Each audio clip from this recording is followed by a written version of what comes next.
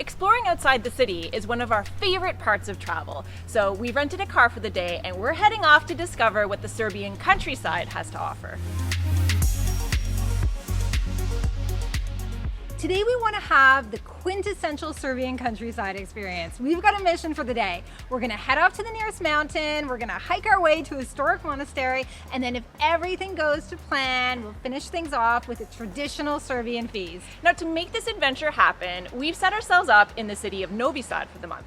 And it's beautiful. We're loving all the historic charm, but we didn't just come here for all the beautiful buildings. Novi Sad is a great base for exploring the rest of the region.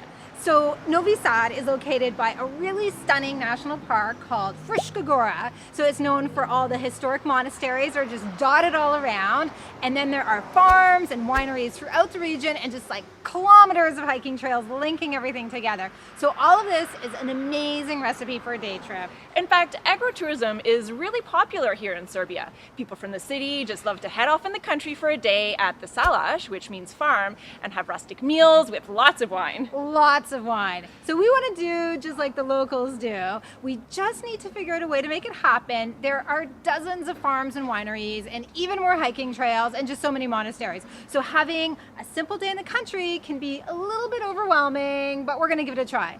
Of course, there are many tours that we could take, but if we took a tour every time we wanted to get out of the city, it would really add up. So we've got a map of the national park, we rented a car, and we'll just see what the day brings. But first, a big hello from Novi Sad and welcome back. So if you're new around here, I'm Stephanie, and behind the wheel we have Jillian. We retired early to travel full time and we want to inspire you to do the same. Today is very much a do-it-yourself, independent travel kind of day. So because we're planning our own tour of Fruška Gora, we really don't know what to expect from the experience. We might end up on a hike that leads nowhere or at a winery that's more like a theme park for tourists, but that's a chance you have to take when you want to find those authentic experiences in a place you've never been to before. So we're starting off in the village of Stari Lidinci. Apologies for the pronunciation. Jillian has picked out a trail that she wants to take us on, and in just an hour of hiking, so she says, that should bring us to a really impressive monastery.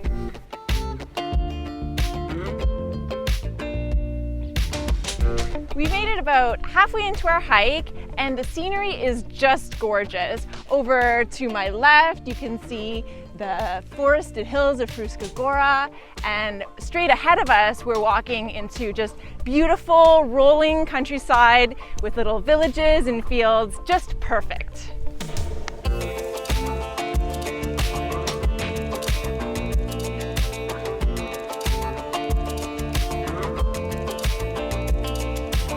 Well, we couldn't have picked a better day for this. The temperature is perfect, the sun is out, the dogs are getting to scamper all around off leash. We're on this very quiet trail. I think it's actually used for farm vehicles because we're right by a gorgeous little vineyard here, but it's completely empty today. We have the whole trail to ourselves and we're just loving it.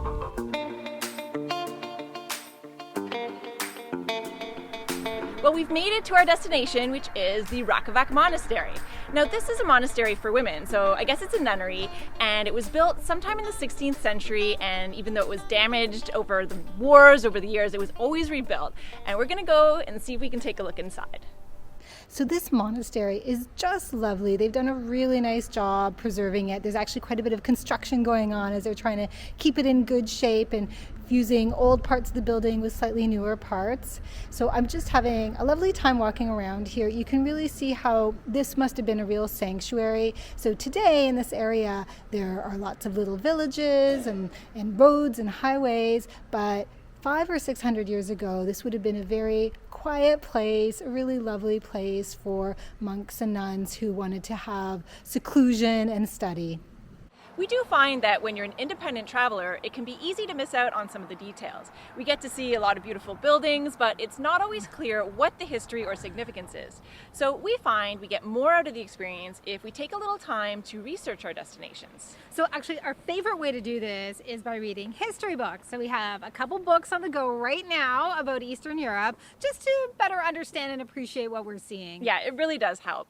Now, that was wonderful, but we're getting peckish, so it's time to head back. We're feeling very motivated because we should have a pretty great food experience waiting for us at the other end. I can't wait. So the trouble with having a wonderful downhill hike on the way there is when it's time to go home, it's all uphill. So we're working pretty hard right now, but we're feeling quite motivated because we do have a delicious Serbian feast waiting for us. Well, that was some pretty steep uphill, but the rest of the way is all downhill, so we can just enjoy our stroll and this lovely day out in the countryside. And then turn right. Right?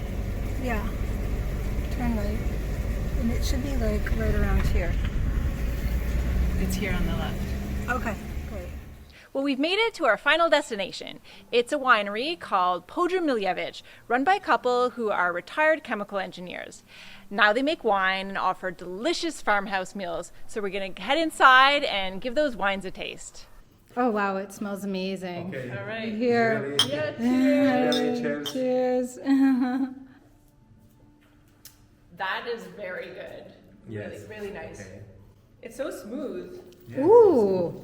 That's Oh, like it's excellent. really good. Yes. Yeah, I have to get some. Yeah, I think so. So our host Dragon welcomed us with not one, but 4 different types of rakia, which is a fruit brandy. We had pear, grape, forest berry, and something quite different, which was walnut. The tasting was in his wine cellar, which he built himself. So it was really a very authentic slice of that Serbian countryside lifestyle that we were looking for. After that, we got right into the meal, starting with a gorgeous plate of preserved meats. And then we moved on to this really unique sarma. And this one had wild mushrooms. It was so tasty. Then a huge spread started coming out. There were different salads and meats. Everything was absolutely delicious. And of course, it was accompanied by wine. Actually, 4 different types of wine. There was a white, a rosé, a red, and one final type that had herbs in it that was really different from anything that we've tasted before. Such an enjoyable experience. Ooh, it's very nice. Okay. Thank It's you. very nice. That dinner and wine tasting was amazing. It was totally worth all the research and planning and a couple hours of hiking. And this is exactly why we love slow travel. It's really taught us how to be independent travelers. Back when we were working, our vacation days were so precious that we ended up doing a lot more paid tours. It was the only way to jam in all the experiences that we wanted. And then we'd fly off and be back at work on Monday. It was a really expensive way to travel, and it was always a bit of a blur. So when we plan our own experiences, we always appreciate them a lot more. That's what we found when we created our own itinerary for today here in Serbia, and even more so when we did it for a whole month in northern Greece. So when we went to Greece, we decided to get off the tourist trail and discover a part of Greece that most international tourists have never even heard of. And the payoff was unbelievable. You can check out the video right here.